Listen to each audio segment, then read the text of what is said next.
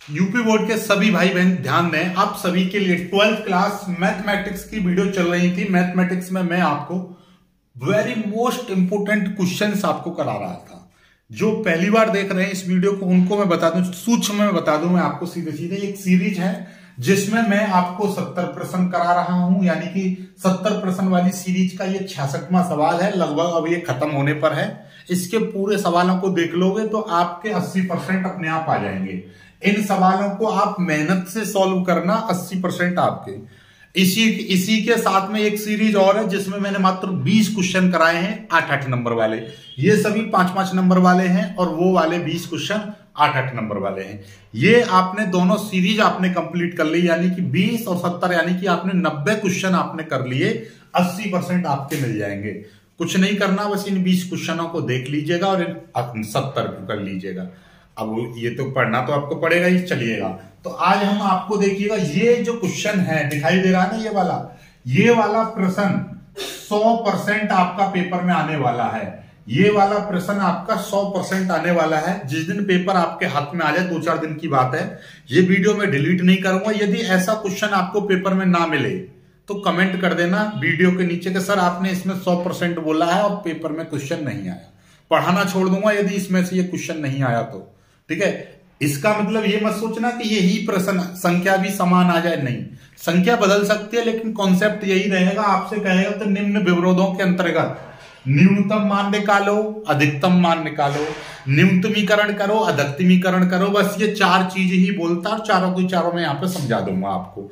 Basic concept से लेकर सारी चीजें आपको बताऊंगा। हर तरह का सवाल आपको यहाँ पे क्लियर करा दूंगा और पेपर में छोड़ के नहीं आओगे। चलिएगा, सॉल्यूशन करते हैं। आपका देखिए सवाल क्या है, सवाल को एक बार और समझ लीजिएगा। सवाल है रेखिक प्रोग्रामन विधि से हल करो। रेखिक प्रोग्रामन को सॉल्व करो, रेखिक प्रोग्रामन को हल करो। ऐसे क्वेश्चन आएगा कि निम्न विवरोधों के अंतर्गत z बराबर कोई समीकरण दे रखी है और 1-2 समीकरण ये दे रखी है। इनमें आपको क्या करना है, आपको सॉल्व करना है और न्यूनतम मान निकालना है। क्या निकालना है? न्यूनतम मान। अलग अलग तरीके से ये सवाल दे रखा होता है, तो आप जैसे पेपर में, मॉडल पेपर में आपने देखा होगा, हर तरह का मिलता है। ठीक है, क्वेश्चन में डिस्प्ले पर भी लगा दूंगा, डिस्प्ले पर देख सकते हो, इस तरह से क्वेश्चन दिखाई देते हैं ये। ठीक है, चलिए इसका सॉल्यूशन करते हैं। ऐसे सवालों में आपको बस 2 बातों का ध्यान रखना है। देखो, इस z का तो लास्ट में यूज होगा, इस z का लास्ट में यूज होगा। यहां पर आपको 4 समीकरण दे रखी होंगी। 2 तो ये होती है कि x greater than and equal to 0, y greater than and equal to 0। ये तो हर किसी में रहेंगी। यहां पे आपको 2 समीकरण दे रखी होंगी। ठीक है, इन दोनों समीकरणों का ही खेल है जो कुछ है। सबसे पहले हमको सबसे पहले देखिए, हर स्टेप को समझना। स्टेप 1 क्या है, यहां से हम पॉइंट बनाएंगे, 4 पॉइंट बनाएंगे। सबसे पहला स्टेप क्या है, पॉइंट बनाएंगे। पहली समीकरण लिख लीजिए आप पहले यहां पर। ये है x + 2y greater than and equal to 10, ये है। या फिर आप इसको x + 2y बराबर 10 लिख देंगे। इसको समीकरण 1 मान लो। ठीक है, इसी को मैंने समीकरण 1 मान लिया, यानी कि यहां पर इस वाली चीज का भी यूज होगा, इस चिन्ह का भी यूज होगा, greater than and equal to का, इसका भी यूज है बहुत बड़ा। लेकिन फिलहाल मैंने इस चिन्ह को मैंने क्या कर दिया, बराबर भी है तो बराबर मान लिया। ठीक है, यहां पर मैं एक बार x बराबर 0 लूंगा। हमेशा हर सवाल में यही करना है, एक बार x बराबर 0 लेंगे, एक बार y बराबर 0 लेंगे। ठीक है, जब x बराबर 0 पर y का मान कितना हो जाएगा, ध्यान से देखिएगा। जब x बराबर 0 लिया है तो इसका मतलब ये क्या है, यहां से जब x का मान 0 हो जाएगा तो ये हो जाएगा 2y बराबर 10। इसका मतलब ये हो जाएगा y बराबर कितना आ जाएगा, 5। y का मान कितना आ जाएगा, जब 2y बराबर 10 है तो 2 से ये कट जाएगा। देखिएगा, 2 से ये कट जाएगा, 10 2 5 10, तो y बराबर कितना आ जाएगा, 5। तो बिंदु कितना बनेगा, बिंदु a, पहले a मान लीजिए। इसका मतलब a बिंदु के निर्देशांक कितने हो जाएंगे, x का मान 0 लिया तो y का मान कितना आया, 5। एक बिंदु निकल आया। अभी हमने x बराबर 0 रखा था इस समीकरण 1 में, अब की बार y बराबर 0। हर सवाल में यही करना है, एक बार x बराबर 0 रखना है, एक बार y बराबर 0 रखना है। एक बार x बराबर 0 रखा, एक बार हम क्या रखेंगे, y बराबर 0 पर। y बराबर 0 पर देखेंगे हम, जब y का मान ये पूरा 0 हो जाएगा तो x बराबर कितना आ जाएगा, x बराबर 10 आ जाएगा। सीधी सीधी बात है, ये 10 आ जाएगा। x बराबर 10 आ गया तो यहां से भी एक बिंदु बनेगा, बिंदु यहां से b। जैसे कि यहां से हमने क्या बताई थी, 4 बिंदु निकालने ए बी सी डी। ए का बिंदु ये हो गया, बी बिंदु ये हो जाएंगे। ये मतलब क्या है, एक्स पहले रखा जाता है 10, एक्स का मान 10 और वाई का मान कितना 0, इस तरह से। और ये यहाँ पर एक्स का मान यहाँ पे 0, वाई का मान यहाँ पे 5, यानी एक्स पहले लिया जाता है, वाई बाद में लिया जाता है। ठीक है, चलिएगा 2 बिंदु निकल आए। अब क्या लेंगे हम, समीकरण 2। समीकरण कौन सी लेंगे, दूसरी समीकरण लेंगे ये वाली, यानी कि 3x plus 4y less than and equal to 24। ये हो जाएगा 3x प्लस 4y बराबर 24, ऐसे हो जाएगा। अब हम क्या लेंगे, इसको समीकरण 2 मान लीजिएगा, ध्यान से समझेंगे, हम इसको सॉल्व करेंगे। ठीक है, देखिएगा कैसे सॉल्व करेंगे।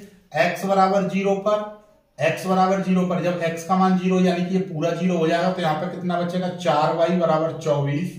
तो 4 से कट जाएगा 24, 4 6 24, तो y का मान कितना आ जाएगा 6। तो यहां से भी एक बिंदु बनेगा, यहां से भी एक बिंदु बनेगा C। A B निकल आया, अब ये C निकल आया। C में क्या, x का मान 0 लिया, तो y का मान कितना आ गया 6, y का मान कितना आ गया 6। ठीक है, अब आगे की बात करते हैं। अब हम आगे की बात करेंगे हम, तो यहाँ पे क्या है आपका, ये अब के लेंगे y बराबर 0 पर। y बराबर 0 पर क्या हो जाएगा, जरा देखिए, y बराबर 0 है, ये टर्म पूरा 0 हो जाएगा, तो यहां से कितना बचा 3x बराबर, और ये आपका कितना है 24 है। ठीक है, अब हम क्या करेंगे, इसको काट लेंगे, इसको हम क्या करेंगे, काट लेंगे। 3 एकम 3, 3 6 और 3 अट्ठे 24, यानी x बराबर कितना आ जाएगा 8। x बराबर 8 आ गया। इसका मतलब यहां पे भी एक बिंदु बनेगा, बिंदु क्या बनेगा D। D मतलब x का मान कितना है 8 है, और y का मान यहाँ पे 0, y का मान 0, x का मान 8। तो 4 बिंदु मैंने बताए थे। सबसे पहले स्टेप में हम क्या निकालते हैं, 4 बिंदु। स्टेप 1 में हम क्या निकालते हैं, बिंदु निकालते हैं। ठीक है, A B और ये C और D, 4 बिंदु निकले आए आपके। ठीक है, चारों बिंदुओं को याद रखिएगा, इन्हीं बिंदुओं का सारा खेल है। ठीक है, अब ये 4 बिंदु निकले आए। स्टेप 2 में हम क्या करते हैं, ग्राफ बनाते हैं। स्टेप 2 में हम क्या बनाते हैं, ग्राफ। ठीक है, ध्यान समझिए, बहुत ही सिंपल है। पहले बिंदु निकालने हैं, फिर आपको क्या करना है, ग्राफ बनाना है। ग्राफ कैसे बनेगा, देखिएगा ध्यान से। ग्राफ के लिए हम क्या करेंगे, इन बिंदुओं को मैं यहां पे लिख दे रहा हूं, बस काम खत्म। देखिएगा, ए बिंदु कितना था, ए बिंदु है आपका 0,5, और बी बिंदु कितना है, बी बिंदु है आपका 10,0, और सी बिंदु है आपका 0,6, और डी बिंदु है 8,0 बस। ठीक है, पहला स्टेप आपको समझ में आ गया। स्क्रीनशॉट ले लीजिएगा, इसकी मुझे को कोई आवश्यकता नहीं है, इसलिए मैं इसको मिटा दे रहा हूं। पहला बिंदु काम खत्म, इसको मैं मिटा दे रहा हूं। अब दूसरा स्टेप में क्या करेंगे हम, ग्राफ। दूसरे स्टेप में हमको क्या बनाना है, ग्राफ। दूसरे स्टेप में हम ग्राफ बनाएंगे। ग्राफ किस तरीके से बनेगा, देखिएगा, ध्यान से समझ लीजिएगा। ग्राफ में हम क्या करेंगे, इस तरह से, ये हमने खींच दिया। ठीक है, पूरा ये x रहेगा, ये y रहेगा। ठीक है, यहां पर हम बिंदु बनाएंगे इस तरह से, देखिएगा, 1 2 3 4 5 6 7 8 9 10। अब आपको देखिए, हमने 10 तक ही क्यों लिए, यहां पे देखो ज्यादातर सबसे बड़ा अंक कौन सा है, सबसे बड़ी वैल्यू देख लीजिए 10 है, तो 10 तक ही लेंगे। ठीक है, तो यहां पे देखिएगा 1 2 3 4 5 6 7 8 9, और इसको 10 यहां पर कर देंगे, और इसको थोड़ा सा और ऊपर कर देंगे इसको। ठीक है, इस तरह से। ठीक है, ये यहां पर इस तरह से, यहां पे लिख दो 1 2 3 4 5 6 7 8 9 10। 1 2 3 4 5 6 7 8 9 और 10, इस तरह से मैंने ये लिख दिए। ठीक है, ये आपका ओ बिंदु हो जाएगा, जिसके 0,0 इस तरह से। तो यहां पे चलो 0,0 लिखने की जरूरत है। ठीक है, अब देखिएगा ध्यान से, सारा खेल यहीं का है। आपको पहला बिंदु लेंगे ए 0,5। ठीक है, सीधी सीधी बात, 5 पे चलो, यानी x पर 0 को भूल जाओ, सीधे सीधे y पर कितना है 5, y पर 5, यानी कि y पर, ये y है 1 2 3 4 5, यानी कि ये यहां पर आपका क्या बनेगा, a बिंदु बनेगा। तो यहां पर मैंने a बिंदु बना दिया, a। ठीक है, और अब के b बिंदु पर आ जाओ। b क्या है, b यानी कि x पर 10 यानी x ये है, ये रहा 10, तो ये आपका बी बिंदु आ गया, यहाँ पे बी बिंदु है। दोनों को मिला देंगे, दोनों को इस तरह से हम मिला देंगे, ये मिला दिया, ये रहा, ठीक है, दोनों मैंने मिला दिए। ओके, समझ में आई बात? मैंने क्या करा, ए और बी को मिला दिया, ठीक है। पहले हम ए और बी को मिलाते हैं। अब देखिएगा, अब की बार हम क्या करेंगे, सी बिंदु 0,6 यानी x पर 0, y पर 6, y पर 6 यानी y पर 6 ये रहा यहाँ पर। और D, ये D बिंदु देखिए, ये यहाँ पर ये कौन सा हो गया, ये आपका C बिंदु हो गया। और D बिंदु कौन सा है, 8,0 यानी x पर 8, x पर 8 ये है। अब इन दोनों को हम मिला देंगे, इस तरह से ये मिलेगा, ये वाला x पर 8, इस तरह से ये मिल गया। समझ में आई बात, नहीं आई? तो ये वाला जो बिंदु है यहाँ पर, ये वाला आपका डी बिंदु हो जाएगा। समझ में आ गई बात? ठीक है, इस तरह से आपने बना दिए, ठीक है, ओके, कुछ नहीं करना अब आपको। ये हो गया, यहाँ पर ये काट दिए, यदि ये काट रहे हैं तो इस कटान बिंदु को आप ई का नाम देंगे। क्या देंगे? इस कटान बिंदु का नाम क्या देंगे, ई देंगे। अब इस यदि ये नहीं काटते तो कोई जरूरत है ही नहीं कटान बिंदु निकालने की। यदि ये कटान बिंदु हैं, यहां पर लिखेंगे आप, एक स्टेप में बिंदु निकाल ले, दूसरे में ग्राफ, तीसरे में लिखेंगे कटान बिंदु। ये कटान बिंदु, यदि इसमें कटान बिंदु है तो आपको कटान बिंदु के निर्देशांक निकालने हैं, ठीक है, कटान बिंदु की वैल्यू निकालनी है। यदि नहीं होता तो मैं यहाँ पर कटान बिंदु की जगह पर क्या लिख देता, नील लिख देता। नील मतलब कटान बिंदु है नहीं, लेकिन यहाँ पे है तो नील तो लिखेंगे नहीं। नील नहीं लिखेंगे तो इसको सॉल्व करेंगे। सॉल्व कैसे करेंगे? हमारे पास दो समीकरण थी, x + 2y = 10 समीकरण 1 थी, और एक 3x + 4y = 24, ये समीकरण 2 थी। यहाँ पे इनसे ही तो समीकरण बनाई थी मैंने, समीकरण 1 और समीकरण 2। तो समीकरण 1 और समीकरण 2 को हम सॉल्व करते हैं और यहां से x और y की वैल्यू निकालते हैं, और वो जो वैल्यू होंगी वही आपकी कटान बिंदु का मान होगा। तो कटान बिंदु का मान कैसे निकलेगा देखिएगा, आपको सिंपल सी बात है। ये समीकरण यहाँ पे 3x है, ऊपर 1x है, तो ऊपर वाले में हम 3 की मल्टीप्लाई कर देंगे, यानी कि कटान बिंदु कैसे निकाल लेंगे, समीकरण 1 में 3 से गुणा करने पर, समीकरण 1 में 3 से गुणा करेंगे तो कितना हो जाएगा, 3x + 3 दूनी 6y = 3 9 30, इस तरह से हो जाएगा। अब हम क्या करेंगे, इसका ये है आपका 3x + 4y बराबर ये है आपका 24, इसको हम घटा देंगे। जब घटाएंगे तो ये माइनस का, ये माइनस का, ये माइनस का, इस तरह से हो जाएगा। अब हम क्या करेंगे, इस 3x से 3x कट जाएगा, 6y में से 4y जाएंगे तो यहाँ पर 2y बचेगा बराबर 30 में से 24 गए तो यहाँ पे कितना बचेंगे, यहाँ पे 0 6, यानी कि सीधे सीधे 6 बचेंगे, 6, और यानी कि 6 इसको काट देंगे, 2 3 6 3 बार कट जाएगा, तो y की जो वैल्यू है वो कितनी आ जाएगी, 3। y की वैल्यू कितनी आ जाएगी, 3 आ जाएगी। ये y का मान निकला है। y का मान समीकरण 1 में रखो या 2 में रखो, तो वहां से आपका किसका मान निकल जाएगा, x का। तो समीकरण 1 से, यानी कि y = 3 समीकरण 1 में, यानी y का मान समीकरण 1 में रखने पर, y का मान समीकरण 1 में रखने पर, समीकरण 1 क्या है, x + 2 × y की जगह पर कितना, 3 बराबर 10, तो ये कितना हो जाएगा, x + 3 दूनी 6 बराबर 10। तो मतलब क्या है, सीधी सीधी बात, तो x बराबर कितना हो जाएगा, 10 - 6, यानी कि x = 4, x = 4 आ गया। तो कटान बिंदु कितने हो गए, कटान बिंदु आपका बना x की जगह पर 4 और y की जगह पर कितना, 3, 4,3, ये आपका कटान बिंदु बन गया। तो ये जो कटान बिंदु है यहाँ पर, तो इसकी जो वैल्यू है वो कितनी आ जाएगी, 4,3, ये कटान बिंदु निकल आया। अब 3 स्टेप आपको समझ में आ गए। पहले आपने बिंदु निकाले, दूसरा आपने ग्राफ खींचा, ग्राफ से हमको पता चला कटान बिंदु है तो कटान बिंदु निकाला, चलिए निकल गया कटान बिंदु, इन दोनों को सॉल्व करके। अब यहां से आगे सिर्फ एक टेबल बनानी है और उत्तर छांटना है, बस आपका एक स्टेप और है, टेबल बनाना। तो यहाँ पे टेबल कैसे बनाते हैं, पहले स्क्रीनशॉट ले लीजिएगा। एक स्टेप, यानी कि ये कौन सा दूसरा था, ये तीसरा स्टेप। अब चौथा स्टेप पर पहुंचेंगे, जल्दी से इसको स्क्रीनशॉट ले लीजिएगा। अब इसकी भी कोई आवश्यकता नहीं है, सीधे सीधे काम खत्म हो गया। आपका हर स्टेप को समझते रहना।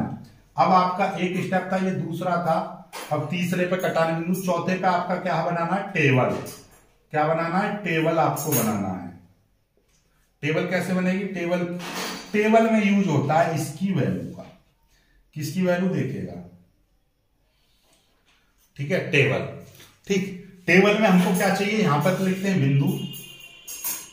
बिंदु और यहां पे लिखते हैं जेड बराबर, जेड बराबर कौन सा मान, ये वाला 200x प्लस 500 ये वाला। इस जेड का यहां पर इस टेबल में यूज होता है।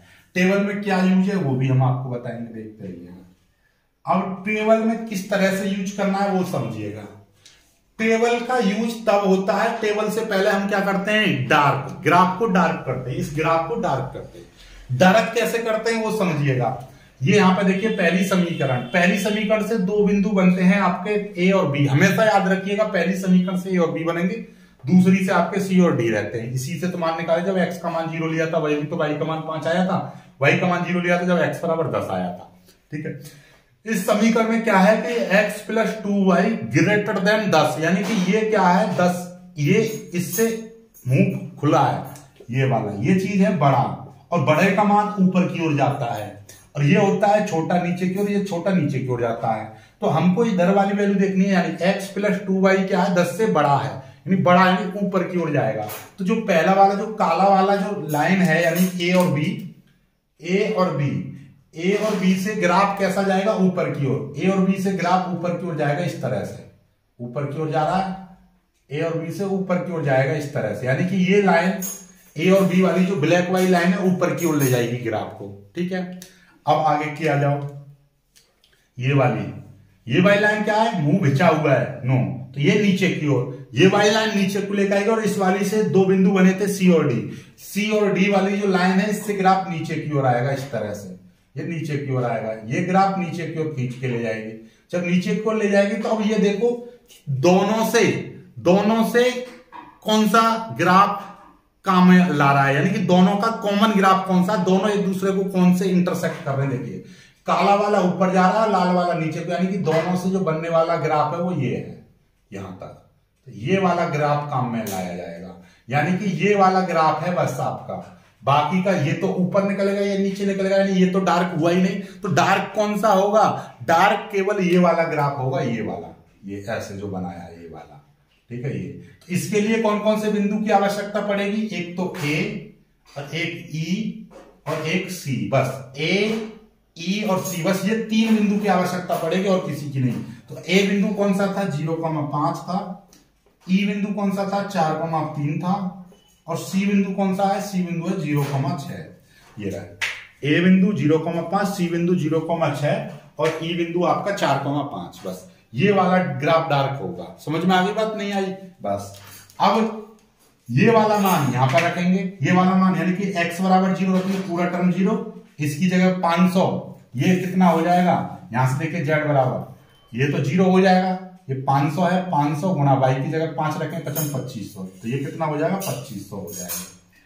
इसमें कितना 4,3, यानी कि ये z बराबर कितना है 200 गुणा x की जगह पर 4, x की जगह पर 4 रखेंगे, y की जगह पर 3 प्लस 500 गुणा y की जगह पर 3, 4 दूनी 8, ये हो जाएगा 800 प्लस 5 1500, 8 इसमें जोड़ देंगे 23 हो जाएगा, 15 और 5 20 3 23, यानी कि 2300 हो जाएगा इस तरह से। ठीक है, अब ये वाला रखेंगे, यानी कि x की जगह पर 0, x की जगह पर 0 रखेंगे, y की जगह 6 5 30, तो ये कितना हो जाएगा 30 हो जाएगा इस तरह से, 30 यानी कि 3000 आ जाएगा इसमें।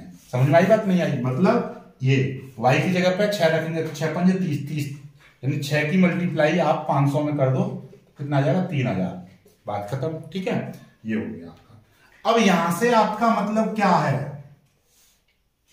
देख लीजिए, यहां से मतलब क्या है, देखिए 2500 2300 3000, ये तीन वैल्यू आपकी निकल कर आई हैं। अब इनमें आपको क्या करना है, यहां से पूछा है आपका न्यूनतम मान बताओ, या कहेगा न्यूनतम मान या न्यूनतमीकरण करो। सीधी सीधी बात है, न्यूनतमीकरण यानी कि इनमें सबसे न्यूनतम मान कौन सा दिखाई दे रहा है, ये न्यूनतम मान है। ठीक है, तो यहां पे लिख देंगे कि 4,3 पर z का न्यूनतम मान 2300 है, दिस इज योर आंसर। ठीक है, ये 2300 हो गया। यदि यही कहता कि अधिकतम मान निकालो, यानी अधिकतमीकरण करो या अधिकतम मान निकालो, तो ये रहा, यहां पे लिख देते हैं हम 0,6 पर जेड का अधिकतम मान 3000 है, तो ये 3000 ये आपका अधिकतम मान हो जाएगा। यहीं से दो चीज पूछता है बस। अब आपसे कहता अधिकतम मान या अधिकतमीकरण, अधिकतमीकरण करो यानी कि अधिकतम मान निकालो, न्यूनतम मान निकालो या न्यूनतमीकरण करो। बात समझ में आ गई? बस यही है जो भी कुछ है। इसी तरह से स्टेप करने होंगे, हर तरह का स्टेप। तो आपको समझ में आ गया, उत्तर आपको समझ में आ गया होगा। चलिए अब अगला सवाल करेंगे, पहले इसको आप कर लीजिएगा, ठीक है। बहुत ही शानदार इंपोर्टेंट सवाल था, देखिएगा। अब आए थे अगले सवाल पर। 67 सवाल भी इसी तरीके का है। z बराबर x प्लस 2y का रैखिक प्रोग्रामन विधि से न्यूनतमीकरण विवरोधों इतने इतने के अंतर्गत करो। यानी कि ये आपको सीधी सीधी बात है, दो समीकरण दे दिए आपको, ये z दे दिया, बात खत्म। अब इसका सॉल्यूशन करते हैं। सॉल्यूशन के लिए सबसे पहले हम क्या निकालेंगे? बिंदु फाइंड करेंगे। यानी कि हम सबसे पहले पे हम क्या निकालेंगे? बिंदु निकालेंगे। और बिंदु कैसे निकलते हैं? पहले हमने ये एक विवरोध लेना है, यानी कि 2x प्लस वाई यानी ग्रेटर देन इक्वल टू 3। इसका एक समीकरण बना लेंगे, x प्लस वाई बराबर 3, समीकरण 1 बना लेंगे। अब यहां पे क्या रखेंगे? सीधी सीधी बात, x बराबर 0 पर जब x बराबर 0 लेंगे तो यहाँ पे ये पूरा टर्म 0 हो जाएगा, तो ये y बराबर कितना आ जाएगा? 3 आ जाएगा। y का मान कितना आ गया? 3 आ गया। ध्यान से समझते रहिएगा, ठीक है।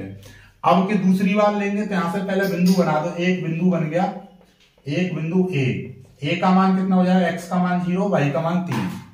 x का मान 0, y का मान 3, ठीक है।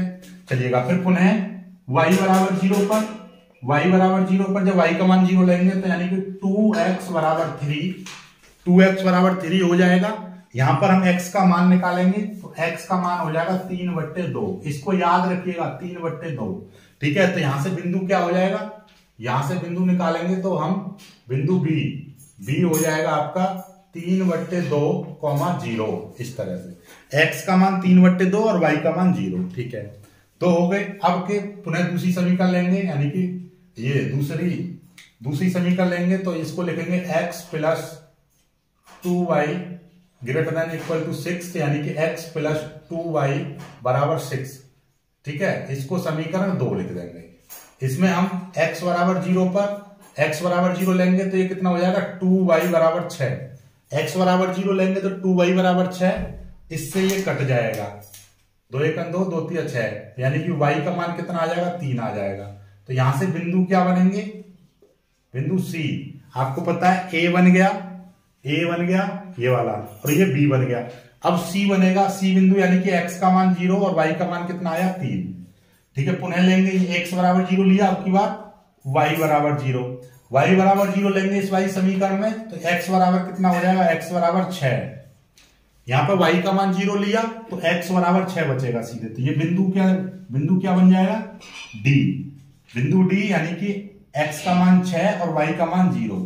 जल्दबाजी में स्टूडेंट्स गलती यही करते हैं कि ये y 0 लिख देंगे, 0,6, जैसे हमने यहां पे लिया था x, 0,3, लेकिन ऐसा नहीं है। पहले x का मान लिखते हैं फिर y का मान, ठीक है। ये निकल आया, बिंदु निकल आए। बिंदुओं के बाद का स्टेप क्या है? ग्राफ बनाना। बिंदुओं के बाद तुरंत ग्राफ बनाएंगे। तो ग्राफ के लिए हमको क्या करना पड़ेगा? पहले इन बिंदुओं को, चलो ग्राफ यहां पर बन जाएगा, कोई दिक्कत नहीं है।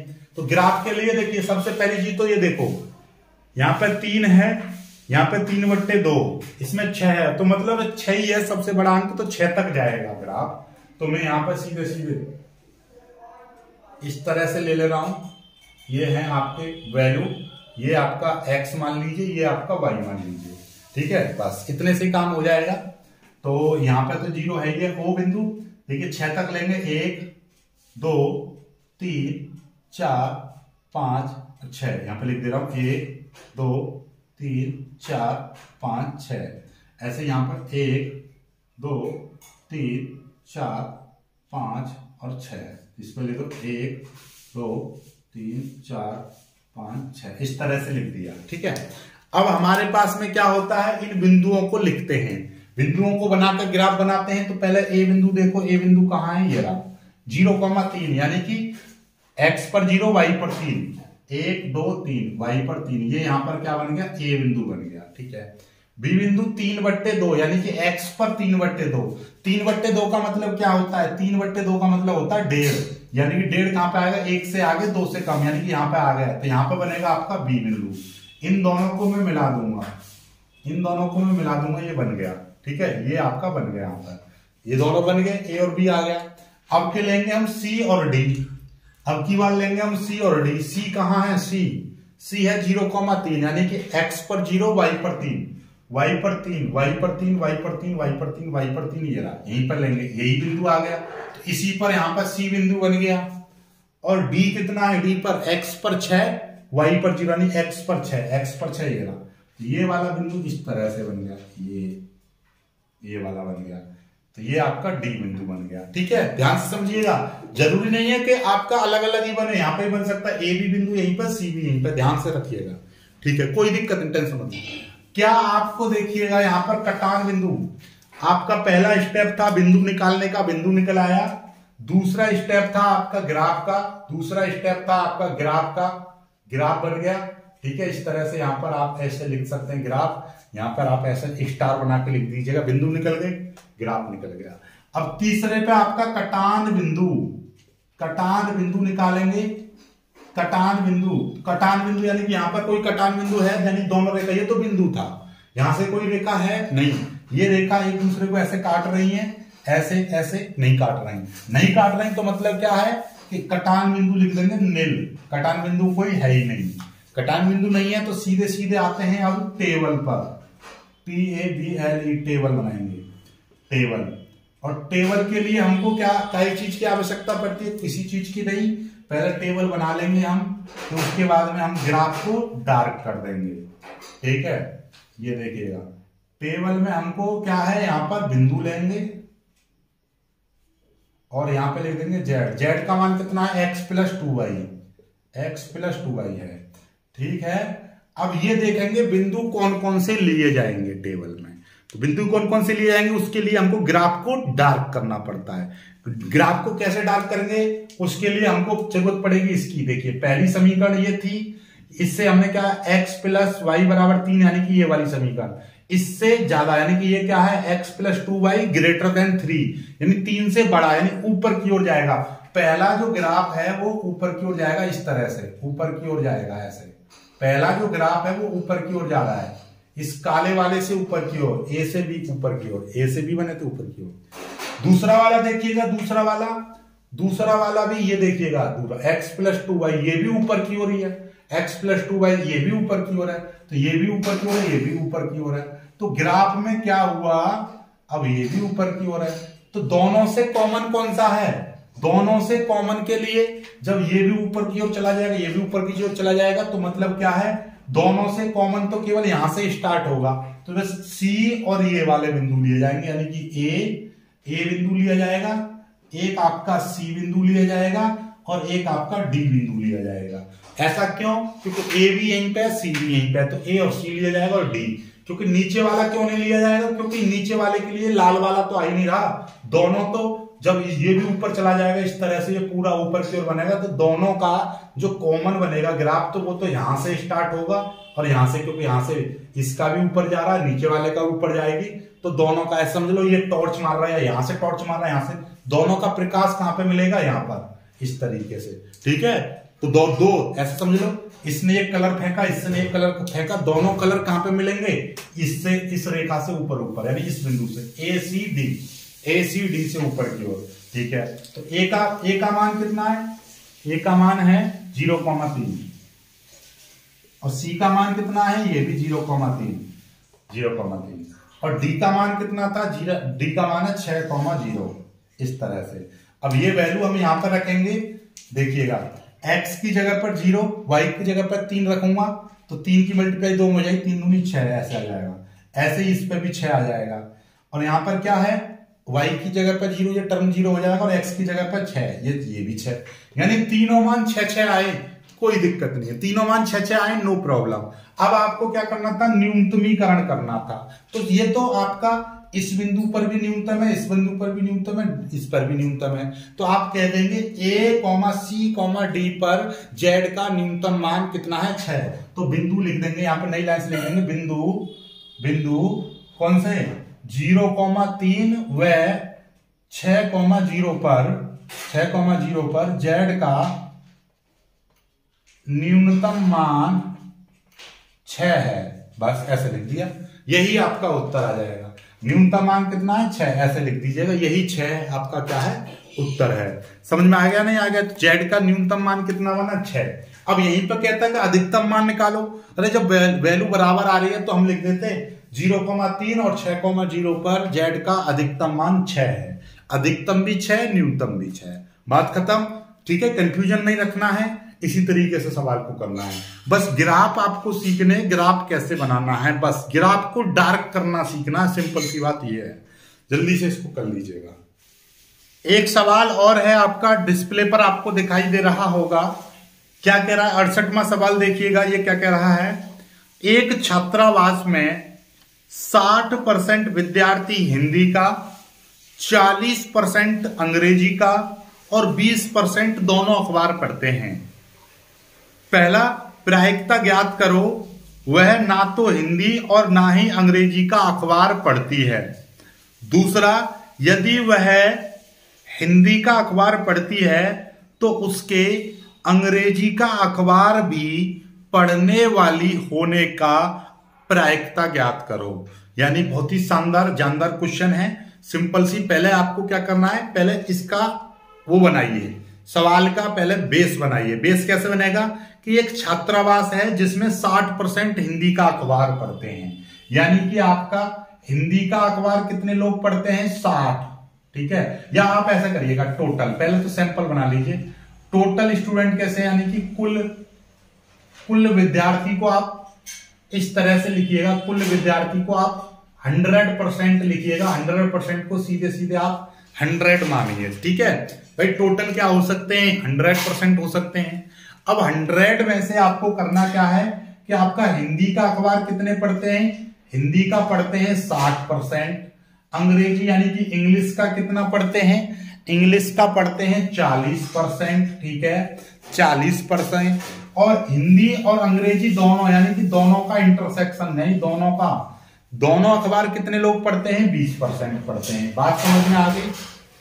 हिंदी का 40% अखबार पढ़ते हैं, हिंदी का 60%, इंग्लिश यानी कि 40%, और हिंदी और अंग्रेजी दोनों का 20% पढ़ते हैं। ठीक है, चलिएगा, कोई दिक्कत नहीं है।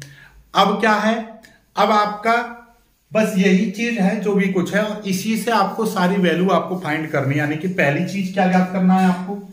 पहली चीज आपको ज्ञात करना है कि प्रायिकता ज्ञात करो, वह ना तो हिंदी का और ना अंग्रेजी का अखबार पढ़ती है। ना तो हिंदी का ना अंग्रेजी का, यानी कि वो प्रायिकता आपको ज्ञात करनी है। ना तो हिंदी का, यानी कि हिंदी का मतलब H है, तो हिंदी नहीं पढ़ने की प्रायिकता यानी कि H'। अंग्रेजी ना अंग्रेजी का, यानी अंग्रेजी का, और इंटरसेक्शन लगा देंगे, यानी कि दोनों में से कोई भी अखबार नहीं पढ़ना। देखिए बात को समझो, यदि हिंदी का अखबार 60, अंग्रेजी का इतना, तो दोनों में जो कॉमन चीज होती है उसको इंटरसेक्शन से प्रदर्शित करते हैं।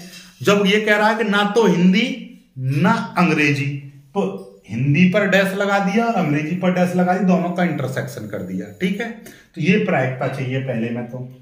और दूसरे में हमको क्या चाहिए? दूसरे में हमको चाहिए कि वह हिंदी का अखबार पढ़ती है, यानी कि हिंदी का अखबार पढ़ती है, उसके अंग्रेजी का भी पढ़ने की होनी चाहिए, अंग्रेजी का भी होनी चाहिए। ऐसी प्रायिकता आपसे पूछी है। बात समझ में आ गई? जो चीज आपसे कहे कि वो चीज ज्ञात है वो हमेशा नीचे, जो चीज आपसे पूछ रहा है वो चीज ऊपर। यदि कहता कि हमको ज्ञात है कि वो अंग्रेजी का अखबार पढ़ती है तो नीचे लगाते हैं ई। हिंदी का भी पढ़ने की होने की प्रायिकता निकालो तो हिंदी यानी कि H ऊपर आ जाता। बात समझ में आ गई? ठीक है, इस तरह से आपको करना होता है ये। ठीक है, तो अब ये दोनों कॉन्सेप्ट आपको समझ में आ गए होंगे। ठीक है, अब हम क्या करते हैं, यहां से देखिएगा, ये सारी चीजें हैं। अब इनको सॉल्व करने से पहले हम यहां से प्रायिकता निकालेंगे। कैसे? जैसे कि ये H है, ये E है, ये इतना है, तो हम पहले तो PH निकालेंगे। PH कैसे निकलेगी देखिएगा, टोटल थे 100 में से हिंदी का कितना पढ़ते हैं? 60% पढ़ते हैं। बस, तो ये हिंदी के अखबार पढ़ने की प्रायिकता निकल आई। इसको क्या कर देंगे, इससे 0 0 कट जाएगा, 6 बत्ते 10, फिर 2 से काट देंगे, 2 तिया 6 और 2 पंजे 10। ठीक है, ऐसे ही पीई निकालेंगे, अंग्रेजी के अखबार पढ़ने की प्रायिकता कितनी। ठीक है, ये तो इतने परसेंट स्टूडेंट पढ़ते हैं ना अखबार, तो प्रायिकता कितनी हो जाएगी अंग्रेजी का अखबार पढ़ने वाले की प्रायिकता। तो टोटल थे स्टूडेंट 100%, 100 में से 40% लोग पढ़ते हैं हिंदी का, अंग्रेजी का तो कितना हो जाएगा 4/10 हो जाएगा, फिर 2 से काट देंगे, 2 दूनी 4 और 2 पंजे 10, ऐसे निकल आया। ठीक है, अब हमारा पी एच इंटरसेक्शन ई निकालेंगे तो कितना हो जाएगा, टोटल थे स्टूडेंट 100 में से हिंदी और अंग्रेजी दोनों का अखबार कितना पढ़ते हैं 20%, तो आप 1 0 से 1 0 कट जाएगा, 2/10 आ जाएगा, इसको भी हम काट देंगे, 2 1 2 और 2 पंजे 10, इतना आ गया। ठीक है, ये चीज आ गई, यहां तक क्लियर है। यहां से आगे हमको एक चीज की और आवश्यकता पड़ेगी, पी एच यूनियन ई, इसकी भी आवश्यकता पड़ेगी, इसलिए हम इसका फॉर्मूला डायरेक्ट पहले ही निकाल ले रहे हैं, P H plus PE minus P H intersection E, यही होता है ना। यहां पर ए यूनियन बी होता है तो उसका P A plus P B minus P A union B, इस तरह से, तो ऐसे ही हमने ये फॉर्मूला लगा दिया है। चलिएगा, पी एच की वैल्यू कितनी है 3/5 है, प्लस पीई की वैल्यू कितनी है 2/5 है, और माइनस ये कितना 1/5, पी एच इंटरसेक्शन ई की वैल्यू 1/5, इसको सॉल्व कर लेंगे, 5 एलसीएम आ गया, तो ये 3 + 2 - 1, तो 3 और 2 5, 5 में से 1 गया तो 4, तो ये कितना हो जाएगा 4/5 हो जाएगा।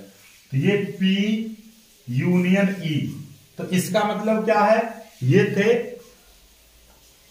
दोनों का अखबार पढ़ने वाले। ठीक है, ये P यूनियन E का मान निकल आया। ठीक है, चलिएगा, कोई दिक्कत नहीं है।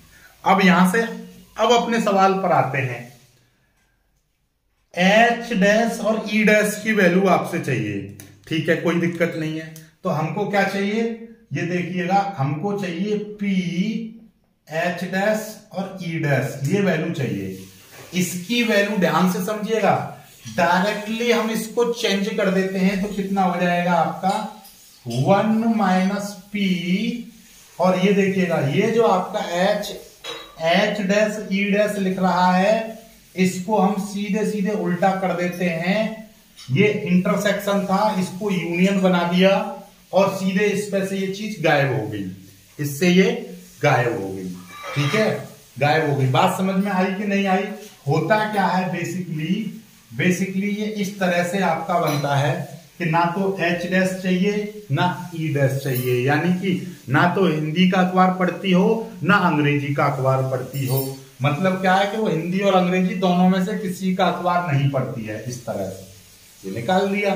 तो इसका जो है ये फॉर्मूला डायरेक्टली ये होता है, इसको याद कर लो। अब तुमको बेसिक कॉन्सेप्ट क्या बताऊं, सीधे सीधे इसको फॉर्मूला को याद कर लो।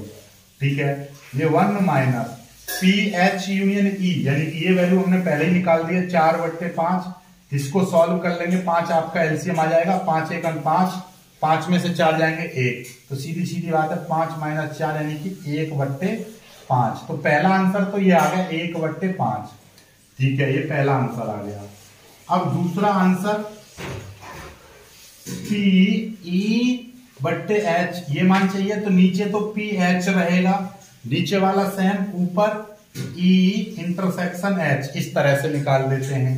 तो ये क्या हो जाएगा आपका, देखिएगा ध्यान से, तो PH की वैल्यू कितनी है, PH की वैल्यू है 3/5, और PE इंटरसेक्शन H, देखिए E इंटरसेक्शन H की वैल्यू, यानी H इंटरसेक्शन E हो या E इंटरसेक्शन H हो, बात एक ही रहती है, उसकी वैल्यू कितनी है 1/5।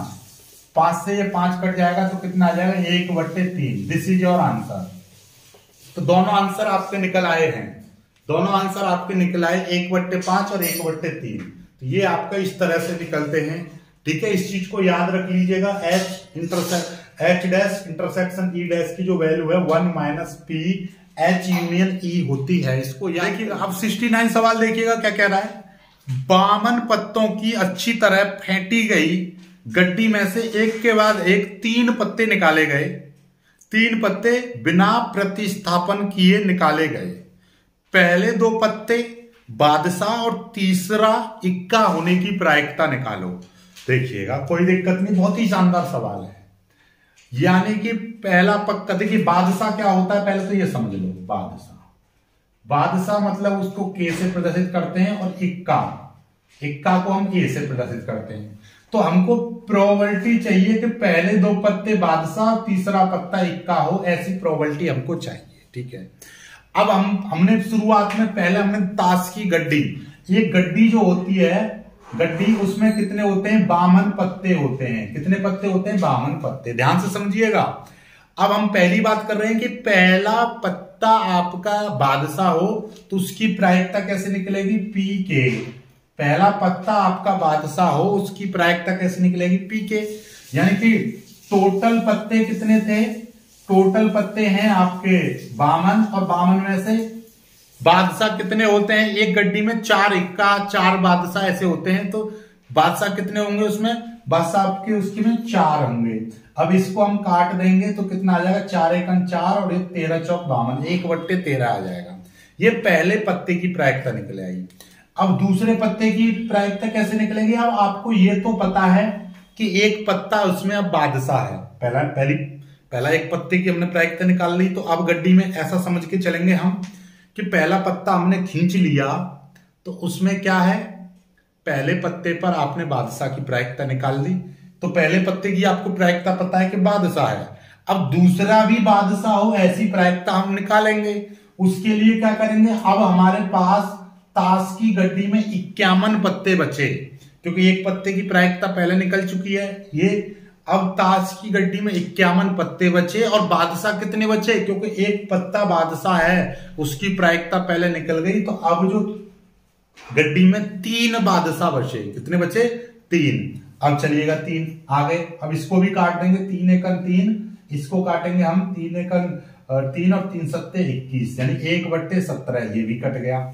ठीक है, 17 × 51, ठीक है, कोई दिक्कत नहीं है। अब दूसरा पत्ता, अब आपको ये पता है कि पहला पत्ता इक्का, पहला पत्ता बादशाह, दूसरा पत्ता बादशाह। अब तीसरा पत्ता इक्का होने की प्रायिकता चाहिए। अब टोटल पत्ते कितने बचे, आपको पता है पहला पत्ते टोटल थे 52 में से एक पत्ते की प्रायिकता निकली, तो अब यहां पर 51 बचे, 51 में से एक पत्ते की प्रायिकता निकाल दी, तो अब इसमें कितने बचे, 50 तो पत्ते बचे। इक्का कितने होते हैं एक गड्डी में, फ्रेश गड्डी में कितने होते हैं भाई, ये भी बादशाह की प्रायिकता निकली है, ये भी बादशाह की प्रायिकता निकली है। अब कितने पत्ते बचे, अब इसमें बचे हैं, यानी कि इक्का तो अभी भी 4 है गड्डी में, क्योंकि ये तो बादशाह की प्रायिकता निकली नहीं, एक बादशाह निकल गया, एक बादशाह निकल गया, दूसरा ही बादशाह निकल गया, तीसरा पत्ता इक्का, यानी हमको ये तो ज्ञात है कि 2 पत्ते बादशाह निकल चुके हैं। अब इक्का होने की प्रायिकता निकाल दी हमने, ये आ जाएगा। इसको भी काट देंगे हम, 2 से काट देंगे, 2 दूनी 4 और 25 दूनी 50, इतना आ जाएगा, 2/25 आ गए। ठीक है, कोई दिक्कत नहीं है। ये 3 अंक की प्रायिकता निकल गई, लेकिन हमको ये नहीं चाहिए थी अलग अलग, हमको तो ये चाहिए थी, क्या प्रायिकता चाहिए हमको, यानी कि पहले 2 पत्ता बादशाह और एक इक्का होने की प्रायिकता। तो उसके लिए हम क्या करेंगे, पी के इंटू पी, के इंटू पी, A/K, इन तीनों की मल्टीप्लाई कर देंगे, तीनों की मल्टीप्लाई, ऐसे सवालों में तीनों की मल्टीप्लाई कर देंगे हम। तो ये कितनी आ जाएगी, पीके की वैल्यू कितनी, 1/3 इंटू 1/13 इंटू 1/17 इंटू 2/25। इसकी जब मल्टीप्लाई कर देंगे तो मल्टीप्लाई करके मैं सीधे सीधे आपको बता दे रहा हूं, तो ये कितने आ जाएगी, 2/25, 55, 2/55, ये आपका उत्तर हो गया। ठीक है, चलिएगा, ये आपका उत्तर हो चुका है। अब आगे बात करते हैं। ठीक है, चलिएगा, अब लास्ट सवाल एक और है आपका, पहले यहां तक कर लीजिएगा, यहां तक स्क्रीनशॉट ले लीजिएगा, फिर आगे मैं आपको बताता हूं अगला सवाल। आप लास्ट सवाल देख लीजिएगा। एक व्यक्ति 70% घटनाओं में सत्य बोलता है, जबकि दूसरा व्यक्ति 80% घटनाओं में सत्य बोलता है। प्रायिकता ज्ञात कीजिए कि एक तथ्य के कथन में कितने प्रतिशत स्थितियों में एक दूसरे से सहमत होंगे या एक दूसरे का विरोध करेंगे। बहुत ही शानदार सवाल है कि आपका 2 व्यक्ति हैं जो कि एक तो 70% सच बोलता है और एक 80% घटनाओं में सत्य बोलता है। तो ये बताओ कि दोनों कब तो दोनों सहमत होंगे, कब दोनों एक दूसरे का विरोध करेंगे। ठीक है, तो बहुत ही शानदार सवाल है और ये सीरीज का लास्ट सवाल है। देखिएगा क्वेश्चन आपको, देखिए मैं आपको बता दूं सीधे सीधे कि व्यक्ति ए है, तो एक घटना मान ले रहा हूं मैं, यानी कि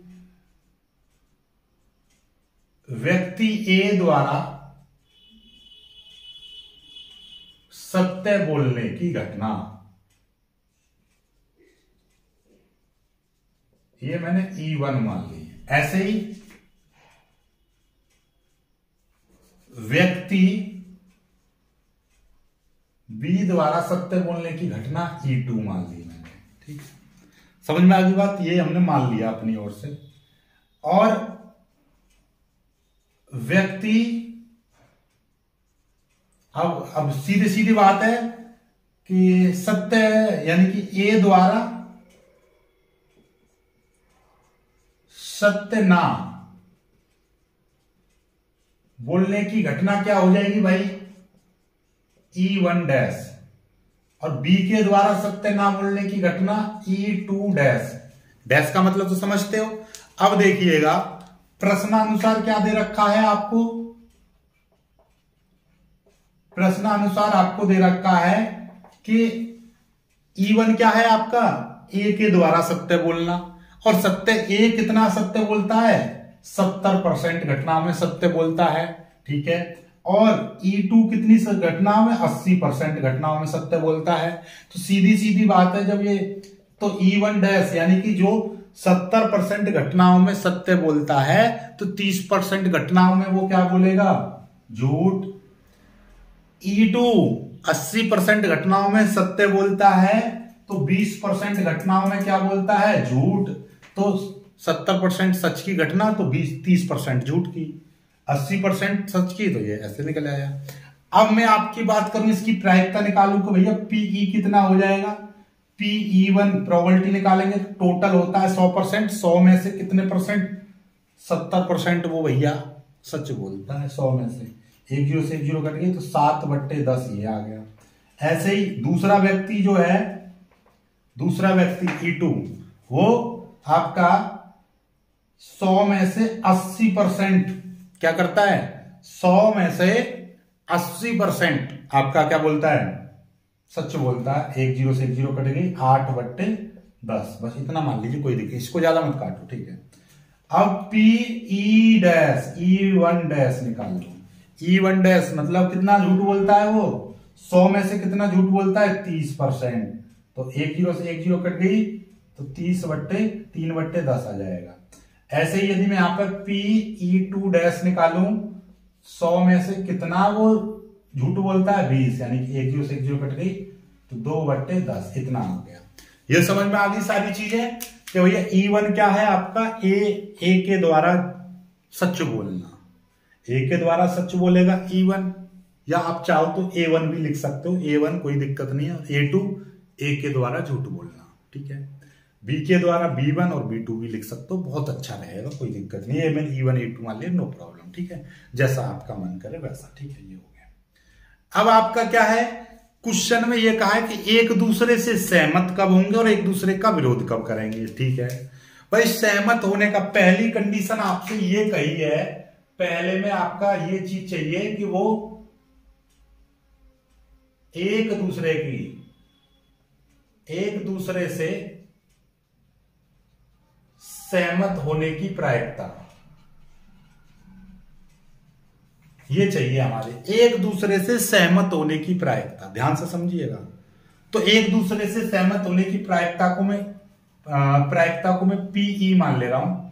अब PE का मान निकालना है कि PE, तो भाई सहमत कैसे हो सकते हैं वो, तो सहमत वो दो ही तरीके से होंगे भाई, झूठ बोलने वाला व्यक्ति या सच बोलने वाला। सहमत कब होगा, या तो दोनों झूठ बोले या दोनों सच बोले, तभी सहमत हो सकते हैं। या तो दोनों झूठ बोले या दोनों के दोनों सच बोले, तभी एक दूसरे से सहमत हो सकते हैं। अदरवाइज नहीं तो वो कहेगा 2 और 2 4 होते हैं, दूसरा बोलेगा 2 और 2 5 होते हैं। नहीं, यदि वो दोनों की कंडीशन यानी कि 70% क्या है, सच बोलता है, ये आपका 30%, ये 80% सच बोलता है। दोनों का जब कॉम्बिनेशन मैच खा जाएगा तब, नहीं तो ये दोनों एक दूसरे का क्या करने लगेंगे, विरोध करने लगेंगे।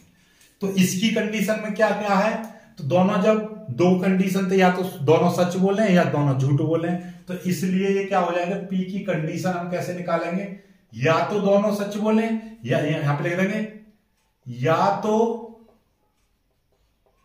दोनों सच बोले या दोनों झूठ बोले, तभी ये सहमत होंगे दोनों। ठीक है, तो उसके लिए हम क्या करेंगे, उसके लिए कंडीशन बनाएंगे हम, दोनों सच बोलने की प्रायिकता यानी कि E1 इंटरसेक्शन E2, सच बोलने की प्रायिकता E1 इंटरसेक्शन E2, फिर प्लस, और दोनों झूठ बोलने की यानी कि E1 dash intersection E2 dash, दोनों के झूठ बोलने की प्रायिकता, या तो दोनों झूठ बोले या दोनों सच बोले, दोनों को जोड़ देंगे तो दोनों इस बात से सहमत हो जाएंगे। ठीक है, सहमत होने की कंडीशन निकले। अब ये दोनों क्या हैं, अब यहां पर अलग अलग फॉर्मूला नहीं लगाएंगे, क्योंकि ये दोनों घटनाएं कैसी हैं, एक दूसरे से अपवर्जी हैं, दोनों एक दूसरे से कनेक्टेड हैं, अपवर्जी घटनाएं हैं। तो लिख देंगे जब दोनों, यहां पे लिख देना दोनों अपवर्जी घटना है, दोनों अपवर्जी घटना है, तो सीधी सीधी बात PE1 इंटू PE2, आप सीधे सीधे इस फॉर्मूला को भी याद कर सकते हैं, PE1 dash into PE2 dash, बस ऐसे। आप इसको भी भूल जाओ, सीधे सीधे आप या तो दोनों सच बोले या दोनों झूठ बोले, या तो दोनों सच बोले दोनों की मल्टीप्लाई कर दी सच की, या दोनों झूठ बोले ये मल्टीप्लाई कर दी। इस चीज को आप याद ही मत करो, सीधे सीधे या तो दोनों सच बोले दोनों की मल्टीप्लाई, फिर प्लस, या दोनों झूठ बोले दोनों की मल्टीप्लाई, बात खत्म।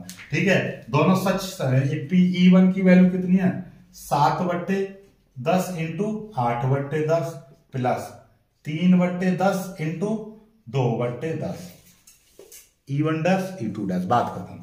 ठीक है, तो ये कितना हो जाएगा 100, 8 7 8 56 प्लस 10 दाई के 100, 3 दूनी 6, ये कितना हो जाएगा 100, आपका एलसीएम आ जाएगा, तो 56 प्लस 6 कितना हो जाएगा, 56 और 6 कितना हो जाएगा 62/100 इतना आ जाएगा। अब इसको काट देंगे हम, 2 से काट देंगे, 31 दूनी 62 और 50, ठीक है, इतना आ जाएगा।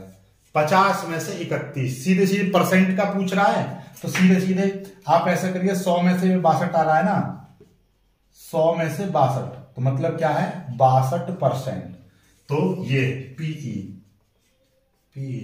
यानी कि 62% कंडीशन में वो दोनों एक दूसरे से सहमत होंगे। दूसरे में क्या है, दोनों का विरोध करेंगे, तो विरोध कैसे करेंगे भाई, दूसरा B पूछा है,